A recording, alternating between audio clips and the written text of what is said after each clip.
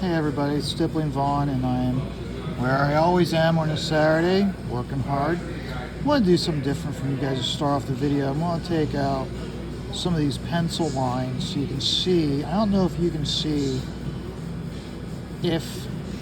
how the dots pop more when you take out the pencil lines that the ink is over. So there. You know what I'll do? I'll do it right here in the middle.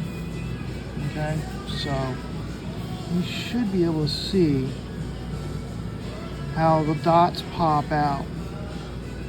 Okay. So, and we'll do over here. Let's turn it upside down. There we go. I like to do this while I'm doing the drawings, so that way I can see how it's going, where things need to be improved, where I gotta put more layers down. So you can see right here how what I did to create this line here, okay, was start light, go dark, go light again. And that's what creates, and then I maybe go back in and put a few more dots just in this area to create that line. So that's how I'm using, kind of like with drawing, how when you do the push-pull with a pencil, light, the dark, the light, I'm doing the same thing with the dots. I'm doing the same thing with the dots, but I'm going light, light, light, light, light, farther apart, closer together, darker, put more pressure, go light again. Okay, so that's how I get that effect. And then I go down here, and in this area here, what I do is I go in, I put in these dark lines, and then I'll go in and I'll put in these lighter lines to create that tone. So, okay, so that's just to give you a quick idea of how I do it. Now I'm going to go back to, for this video, I'm just going to be doing regular nib. I'm not going to go in with a short nib for doing these type of dots. I'm just going to be putting in the dark tones up here while I'm talking to you guys. So tonight, or I will be on the chat tonight. I'm feeling good. So I will be on the chat. Tonight we'll be discussing logos. So I've already provided Vanessa with my entries, and we were allowed to use mainstream titles along with crowdfunded titles. Okay, and what I did was I gave her a sampling of my favorites, and then also it's just samplings of how the industry has changed and taken the logo and made it a symbol, if you will, for the character. So that way you can have a book. Let's say you have a book. Okay, so let's say you do a comic book with the character Stinger. Okay, nobody knows who Stinger is. She is a mutant. So I want to have her, a book about her. It has Stinger with a unique logo, but I want people to know that it's that she's a mutant and it's an X book. All I gotta do is I gotta put the X logo in the upper corner below the Marvel logo, and anybody on the shelf will know that that's an X book, even though that nobody knows who the character is. Think about how when they did Dazzler. Okay, Dazzler was a mutant, but they didn't advertise her and promote her as a mutant, even though X-Men were one of the top books that they had. So you look at how if they'd done something with Dazzler, just put like the X logo in the upper right-hand corner, the upper left-hand corner, people may have bought the book more because, oh, this is a mutant title. She's a mutant.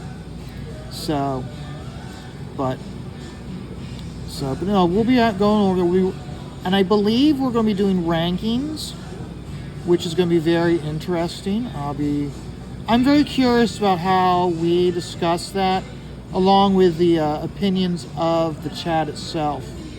I think it's going to be a very interesting topic, and I'm looking forward to it, especially with I can already tell you guys the books that I'm provided with their logos, I know they're not going to be getting ranked high. They're going to be probably ranked low. But I chose them specifically for different reasons. So I'll be looking forward to posing my argument about logos during the show. So, topic for today is Shane Davis. Shane Davis had surgery this week. It was the very beginning of the week he had surgery. He did a tweet, like a 2-minute tweet, and then I think like the next day, that night, he then streamed. And here's the thing. I was listening to Shane when he did that tweet. I was listening to the tone of his voice. I could hear the fire in Shane's belly. Okay? When I say the fire in his belly, is okay? He came out of surgery. Apparently it's gone well. But he's lost some of the mobility in his hand. He turned down like certain drugs. He turned them down because he would not be able to use his hand at all. He was like, I gotta use my hand. And he woke up and I can tell that he's got the fire in his belly because I could hear the frustration in his voice. Okay, I could hear it in his voice. When he was then streaming that night and how he was like, I'm not here to do subpar books. I'm not here to mail it in. I'm here to give you the best of my ability. And I can understand his frustration that he may not be able to give you the best of his ability right now because of this surgery. And when he was talking about how he was in the hospital and he snapped at his family member and told him to go fuck himself. Okay? I understand that. Okay? Everybody else, the doctors, the staff, they're looking at it as, oh, we just need to be given time, you'll get all your you'll get all your abilities back, you'll be back to normal. No. That's not how it works with artists or someone with skill sets. Okay? Your mind, your body, your inherent skills and abilities are there. But your body has betrayed you. Your body is failing you. And that's where the fire is. That's where the frustration is. And that's where the lashing out comes from. Is because I know I can do this, but the frustration part of having to allow the body to heal, that is the frustration. That's the frustrated thing. Okay? I had a stroke in 2019. Okay? And first of all, Shane had the injury. He was then able to plan to when to go in, to have the work done, and he was able to chance to talk to the doctor. Okay? I didn't have that. When the stroke came on, you go to the hospital, and they're worried about they're worried about the internal organs, because a stroke affects everything, not just how you speak, your hand dexterity, your body, your feet dexterity. No, it's your organs also that have gone through this also. A perfect example I can give you is that after I had my stroke, for months after I had my stroke, specifically on the weekends, I would have to take I'd have to take naps during the middle of the day. When I'd get off work, instead of going and drawing, I had to go home and just go to sleep. And just sleep until it's time to go to work the next day, because it was taking so much out of my body, and my lungs, my heart, everything was having to rehab. And the only thing I cared about was my hand. And my hand dexterity was shot to shit. I could stipple with a disposable rapidio, but even then the results that I was getting was piss poor. And everybody's worried, like, oh no, you'll be fine. I'm like, no, you don't understand. This is what matters to me, okay? This hand's what matters to me. Whether I can ever speak properly again is irrelevant, okay? Okay, let's see if I can do it. I used to be able to do it. I used to speak with a very thick lisp because of the stroke. How I got over that was I would slow up my speech. I would over-articulate what I say. Okay, that's essentially how I spoke. And the job I had at the time was working at a phone center. So you can see how where it's like they're worried about like, can you keep working? I'm like, I don't care if I have to speak with a slur and a lisp for the rest of my life. Okay, if I can't get my hand working, if I can't draw, and I said this straight to the doctors, and the doctors were not happy with me because I'd hold up my hand in front of them. I said, unless you can take care of this and get my hand dexterity back, then take me out behind the loading docks and shoot me. And of course, I'm saying this with a thick lisp. So doctors weren't happy with me. I mean, I'll admit, I was an A-class bastard to hospital staff. I would have to really catch myself when I was speaking to my mom so that way I didn't lose my temper with her. Because you gotta keep in mind, your body moves at this pace. Or I should say your brain moves at this pace. But because of the stroke, now your voice is going at this pace, where your body's going at this pace. So you have to slow up to focus on what you want to say. And that's the reason, and I still feel that. That's the reason why sometimes it's hard for me to articulate something, because it's like, I know in my brain, I know what the word is, or I know what I want to say, but it's hard now to properly, fully express it, and it gets very frustrating. I'm very fortunate that Miss Stippling knew about this issue before we got into our relationship. So she was aware that how like there are times Vaughn's an A-class bastard. And so she's prepared, so she's aware of it. So she doesn't necessarily take it personally when I might get frustrated and snap, or I get over exasperated, and it sounds like I'm really mad when I'm not mad, or I'm losing my temper and I'm not necessarily losing my temper. It's just how I can express myself. And so when Shane was snapping at his family member leaving the hospital, I'm like, yep, that's what happens. Your body has failed you. Your body has betrayed you. But on top of that, you're in pain. You're in pain, you're frustration. So I can see exactly where Shane's coming. And I don't look at it one of those where it's like he's becoming an A-class bastard, this and another thing. I hear how he talks, and I'm like, I can hear the fire in his belly. I can hear that he knows what he's capable of. His body's not letting him be what he is capable of. And that's what I'm hearing in his voice. Okay?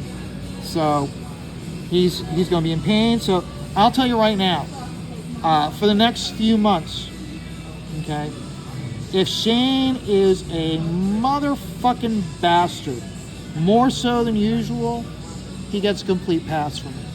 Okay? If he were to comment on my video and say, Vaughn, you're full of shit, fuck you and die. Okay? Or if he does an EFAP on this and he's just ranting the entire time and how I'm an A-class motherfucker and he can go fuck himself because he doesn't know what the fuck he's talking about, he's getting a pass from me because I've been there. Okay? That's the reason why there isn't much of a filter anymore between what I think and what I say, and I say what's on my mind, because it's hard enough now for me to be able to truly express things. And the reason why sometimes it's one thing that made returning to work at the phone center, and that's when I was working doing student loans at Fed Loan Servicing, was because the topic of conversation was always the same. It was always about income-driven repayment plans. It was always about public service. I knew that stuff inside and out, and that's the reason why it sounded like I was speaking from a script, because I'd read the scripts, or not the scripts, but I'd read the information and the articles that they provided to us, to the point where I knew them inside and out. So that's the reason why I was able to return, because I would get someone on the phone, and I would almost at the very beginning say, okay, I'm going to answer your questions. I'm going to speak slowly, and I'm going to overemphasize certain words for you. I am not lying to you. I am not condescending to you. I am just trying to get these points across to you. I'm not going to, and I wouldn't tell these people that I'm a stroke recovery. I just simply explained it to them that way. And when I explained to them that way, and then we'd get into the conversation, I'd provide them with the answers, and I'd give them more information than they really needed, because I was speaking slowly and articulating certain words. It helped me slow up what I was saying to give my words were now, my slow speaking was giving my body the ability to slow my brain up to make certain I was properly providing the right information. Okay? So when I see Shane with how he's expressing himself, more importantly, the very next day, Yanzi takes a picture of him working at his drawing desk, and he says, yep, I'm back working, and it hurts like hell. Okay? When you're in that type of pain, and you're working through the pain, it makes you a miserable bastard. And so it's almost like you have to put a disclaimer out that this is the thing that most people don't do. Okay? I did get to the point where I was telling people this. Okay? I had to be like a drug addict or a alcoholic. You have to be able to talk about it so people can understand where you're coming from, so they understand things. So if Shane's starts to stream off, and he starts off by saying, I am in pain. I am still working to provide you the best books I can give you, but I've been working a hard day, and I got very little done. I am frustrated, and I am pissed off, and I'm in a shitload of pain. Okay? That's all he needs to say, and then when he goes into discussing things or whatever the topic of conversation is, okay, you can understand. It's not like I said, I'm going to be giving him a pass. If you don't want to give him a pass, that's your problem. Go fuck yourself. Okay? Right now, with what Shane's going through, I understand him. I understand what he's been through, and he gets the pass. Okay? Because it took me well over a month and a half for my stippling with a nib to get to the point that I'm like, okay, I think I'm getting there. I'm getting to where I was prior to the stroke. Okay, my drawing, I'm going to be dead honest with you guys. I still look at my drawings now versus the drawings prior to the stroke, and I don't think they are up to snuff. I still look at them and I don't think I'm good. I don't think I'm as good as I used to be.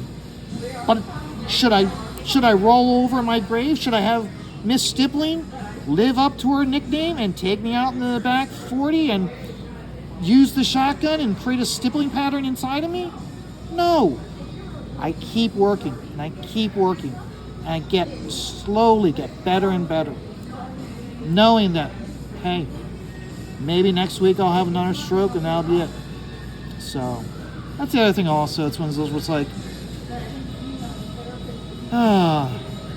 okay, let's back this up. Okay, the whole reason why I'm having this conversation with you guys is to tell you guys how I understand where Shane's coming from, and I hear that I hear from the tones that he's using, I hear that fire in Shane's belly, and that is the Shane that I love. Oops, sorry about to hit the camera. That is the Shane that I love, and if Shane reads it, dude, You're going to get frustrated. You're going to get upset. You're going to get pissed off. Please, you will get there. It's the most frustrating thing is waiting till your body gets to where you were before. It's frustrating as hell, but dude, you're gonna get it. And like I end my every single video, life is stressful. You have obstacles to overcome. Just take it. God damn it. Just take it all one dot at a time.